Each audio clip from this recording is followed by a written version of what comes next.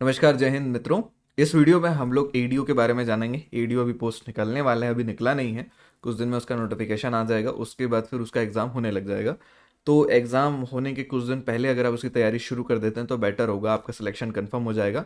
बहुत सारे विद्यार्थी क्या है कि जब नोटिफिकेशन आएगा तब देखेंगे वाला कॉन्सेप्ट में है, या फिर सिलेबस में थोड़ा बहुत चेंजेस हो जाएगा, उसके वो डर में है, इसलिए नहीं पढ़ाई चालू करें। सारी चीज़ें बहाना में है, लेकिन आप उस बहानेबाज विद्यार्थी में नहीं आते, आप अभी से पढ़ना स्टार्ट करते हैं, तभी ये वीडियो खोलें। तो ध्यान से देखना, पूरा चीज़ है, इस पर डिस्कस करते हैं। असल में इसका नाम एडीईओ है, लेकिन लोग जल्दी जल्दी में एडीओ एडीओ बोलते हैं, ई छूट जाता है। इसका मतलब है सहायक विकास विस्तार अधिकारी। गांव शहर के बीच का लिंक आप बोल सकते हैं। जो भी विकास योजनाएं होती है, सरकार बनाती है, उसको लागू कराना इनका बेसिक काम रहता है। वो ठीक से हो रहा है कि नहीं हो रहा है, ये काम होता है। तो काम क्या होता है वो तो वैसे ही नौकरी लगने के बाद आपको सिखा देंगे विभाग वाले, और फिर डायरेक्ट नौकरी में लगा देंगे। पैसे वैसे बहुत बढ़िया हैं और सुविधाएं बहुत बढ़िया मिलेंगी, उसमें कोई सोचने वाली बात ही नहीं है। ठीक है, क्या इसमें सिलेबस है, क्या पढ़ना है, उस पर चर्चा करते हैं। देखो, इसका सिलेबस शुरू होता है यहाँ से। इसमें पिछले बार का जो पेपर हुआ था उसमें मैथ्स वगैरह वाली चीज़ें नहीं थी, इसलिए घबराना नहीं है। अगर आपका मैथ्स ठीक से काम नहीं करता तो ये पेपर बिल्कुल आपके लिए बना हुआ है। अच्छे से प्रिपेयर करो, निकाल लो यार, सरकारी नौकरी बैठे बैठाए मिल जानी है।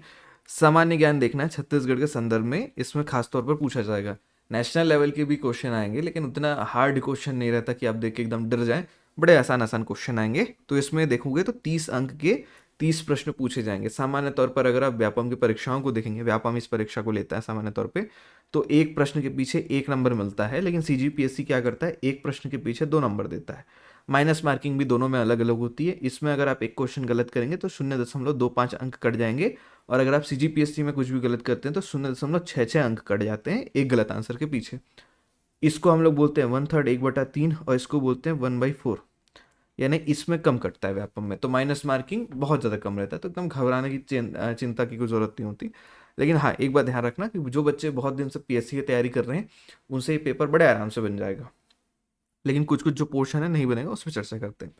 सबसे पहले देखेंगे राष्ट्रीय और अंतर्राष्ट्रीय महत्व की जो घटनाएं होती हैं, करंट अफेयर्स जो आप बोल सकते हैं, उसमें से क्वेश्चन आती हैं। भारत का संविधान जो आप लोग पॉलिटी पढ़ते हैं, जहाँ से आप पॉलिटी पढ़ रहे हैं, लुसेंट की बुक से पढ़ेंगे, इसको आराम से हो जाएगा। बहुत कठिन प्रश्न इसमें पूछे जाने की अपेक्षा नहीं होती। लेकिन अगर आप ये सोच रहे हैं कि सर इसके लिए लक्ष्मीकांत उठा लें, तो बिल्कुल सर पटकने की बात है, लक्ष्मीकांत नहीं उठाना है। गिने चुने टॉपिक के क्वेश्चन आने होते हैं। जब मैं क्लासेस की लूँगा तो उसमें आपको पता चल जाएगा। शायद इसकी क्लास मेरे ऐप में होगी, तो फ्यूचर में अगर इसकी क्लास होने वाली होगी या मैं क्लास लेने वाला रहूँगा, इसकी जानकारी आपको टेलीग्राम में या तो फिर मेरे एप्लीकेशन में, या तो फिर आपको जो व्हाट्सअप नंबर है उसकी स्टोरी पे मिल जाएगा।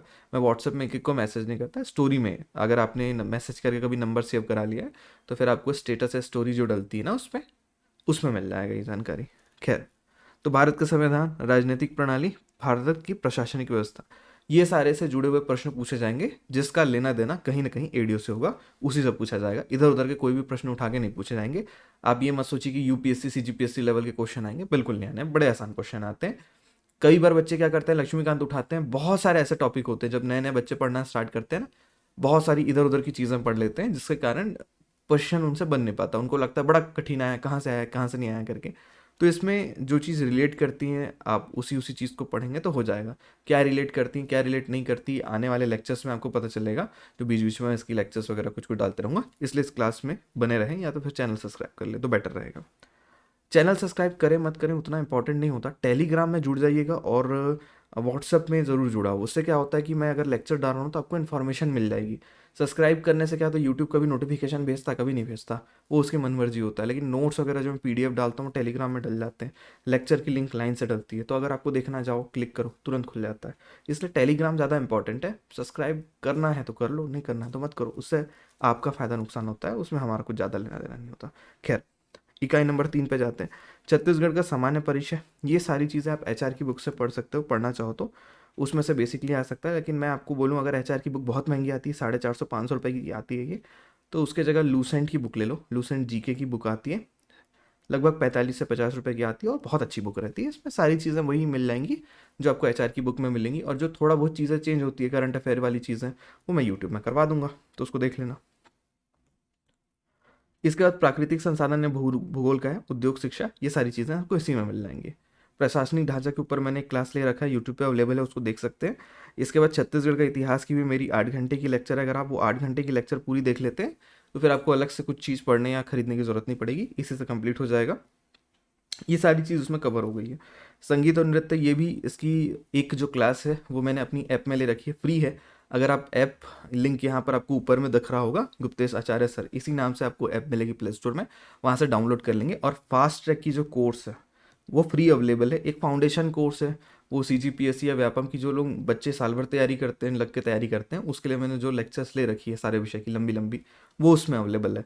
तो वो पेड लेक्चर उसको छोड़ देना अगर आप नहीं लेना चाहते तो। बेसिकली ये वाला जो फास्ट ट्रैक CGGS का कोर्स है ये फ्री अवेलेबल है, वहाँ पर जाइए। इसमें मैंने क्वेश्चन की लिस्ट बनवा रखी है जो बार बार पूछे जाते हैं, बहुत ज़्यादा इंपॉर्टेंट है। CGGS का अगर पूरा आप पढ़ लेंगे तो मैक्सिमम जो पोर्शन है, इतना पोर्शन आपका कंप्लीट हो जाएगा। जनजाति वगैरह के सारे इंपॉर्टेंट क्वेश्चन मैंने उसमें ट्रिक से याद करवा दिए हैं, तो ऐप में जाकर जरूर वो क्लासेस देख ले, ठीक है। वो बहुत इंपॉर्टेंट है, उसको छोड़ मत देना। उसके बाद ये सारी चीज़ उससे कवर हो गई। अब आपको जो नया पोर्शन बचता है आजीविका से संबंधित, इसमें मेरे हैंड रिटन नोट्स कुछ दिन में आपको अवेलेबल हो जाएंगे, और फिर आप उसको या तो परचेस कर सकते हैं या तो फिर वो यूट्यूब में अगर लेक्चर्स होंगे, अगर उसकी लेक्चर्स यूट्यूब में होती हैं उस हिसाब से आपको अपने हाथ से नोट्स बनाने होंगे। लेकिन अगर आप हैंड रिटन नोट्स की अपेक्षा रखते हैं तो वो शायद वेबसाइट में आ जाएंगी, तो आप उसको वहाँ से खरीद सकते हैं। बेसिकली टेलीग्राम में ये सारी चीज़ें अपडेट होती हैं, तो वहाँ आपका ध्यान रखिएगा। पंचायती राज की जानकारी, इसकी मैंने कुछ कुछ क्लासेस ले रखी हैं जिसमें मैंने आपको ये और ये अभी तक कंप्लीट करा दिया है। पंचायत के कृत्य वगैरह जो बाकी चीज़ें हैं, कुछ दिन में इसके छोटे छोटे लेक्चर्स आ जाएंगे, तो आपको एक छोटी मोटी जानकारी हो जाएगी।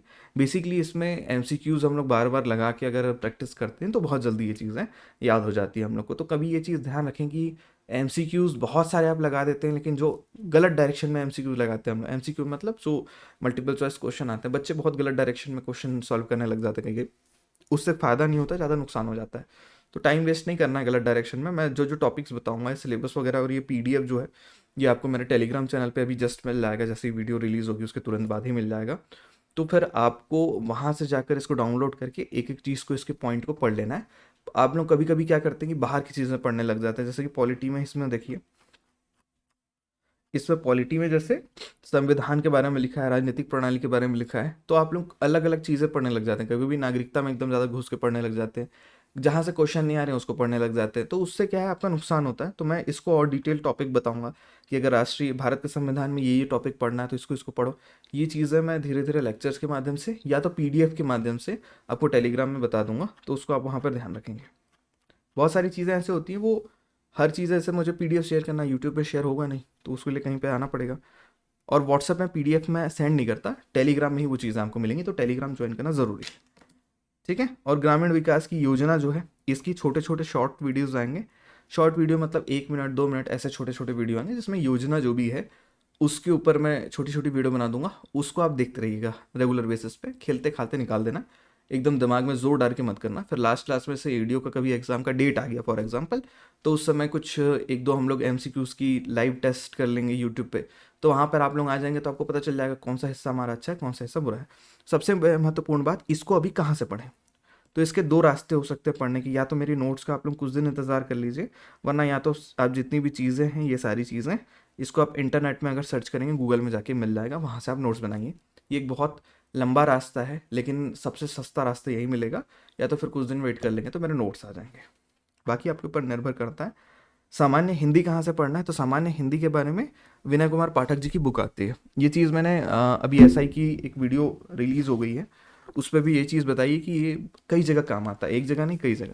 तो जैसे हिंदी का संपूर्ण व्याकरण है, ये विनय कुमार पाठक जी की बुक है, आपको एक बार लेनी पड़ेगी, और एक बार लेने के बाद ये चीज़ कई एग्जाम में काम आएगी। व्यापम के सभी एग्जाम में काम आनी है, पुलिस भर्ती आई उसमें काम आनी है, आप नेशनल लेवल का कोई एग्ज़ाम दे रहे हैं जिसमें हिंदी का सिलेबस है, तो उसमें बहुत ज़्यादा काम आएगा। और CGPSC में तो काम आना ही आना है, CGPSC का तो टेंशन लेना भी नहीं, उसमें ज़रूर काम आएगा। CGPSC के प्री में भी काम आने वाला है, और मेंस में तो आएगा ही आएगा, तो दोनों जगह ये काम आना है। विनय कुमार पाठक छत्तीसगढ़ की राजभाषा आयोग के मेन वो आदमी माने जाते हैं, मेन प्रमुख व्यक्तित्व हैं।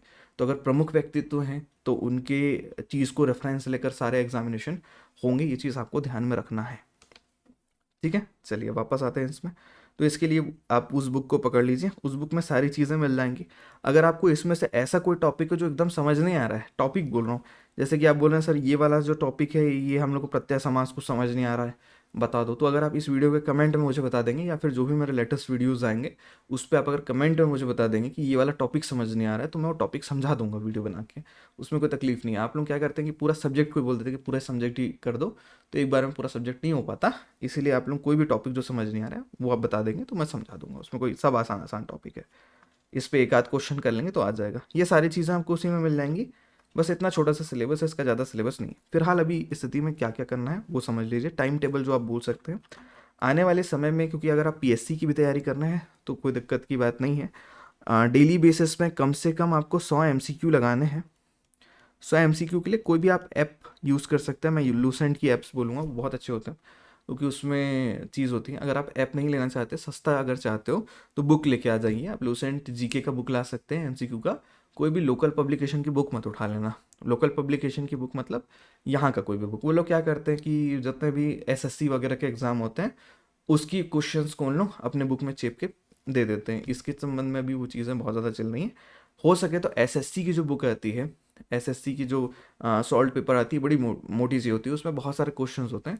वो क्वेश्चन आप ले आइए और उसको सॉल्व करते रहिए, तो वो आपके व्यापम में भी काम आने वाला है, सीजीपीएससी में भी काम आने वाला है। सीजीएसआई वगैरह का पेपर होगा, फ्यूचर में आरआई का, हॉस्टल वार्डन का होगा, वो सब में उस चीज़ में काम आएगा। तो एक चीज़ हमेशा ध्यान रखना है कि कम से कम कुछ आप करें ना करें, दिन में कम से कम 100 एमसीक्यू ज़रूर सॉल्व करना है। और अगर आप सीजीपीएससी की तैयारी कर रहे हैं तो कम से कम 25 से 30 प्रश्न सी सेट के ज़रूर सॉल्व करें।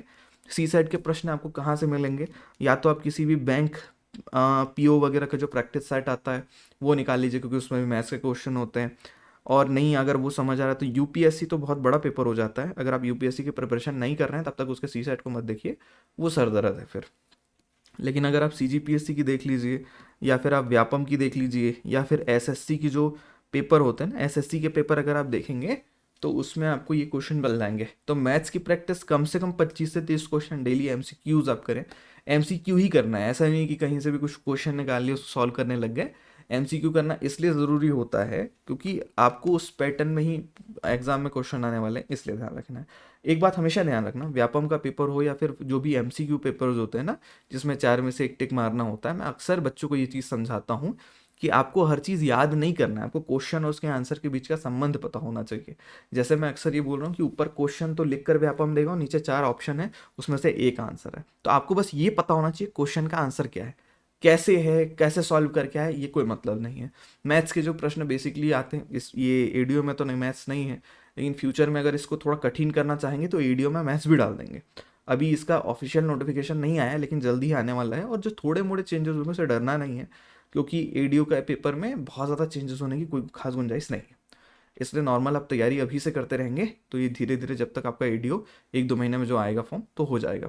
1-2 महीने के अंतर्गत आ जाना चाहिए, उससे ज़्यादा लेट होने की कोई अपेक्षा नहीं, क्योंकि उसके बाद अगले साल का जो चुनाव शुरू हो जाने वाला है, और चुनाव शुरू हो जाएगा तो आचार संहिता लगेगा। आचार संहिता लग जाएगा तो फिर उसके समय में नियुक्ति वियुक्ति होगी नहीं कुछ, और उसके आसपास के पहले ज़्यादा कुछ जॉब वॉब निकलेगा नहीं। इसलिए एक चीज़ समझ लीजिए कि अगले साल कुछ खास होने नहीं वाला है, चुनाव उनाव होगा, इसलिए जो भी नियुक्तियां होने वाली इसी साल होने वाली है। तो अगर आप लोग किसी भी सरकारी नौकरी की दिमाग में बात लेकर चल रहे हैं तो इसी साल अच्छे से पूरी दम लगा के पढ़ाई कर लो और इसी साल नौकरी ले लो। अगले साल या फिर रुकोगे तो 2-3 साल फिर आगे निकल जाएगा।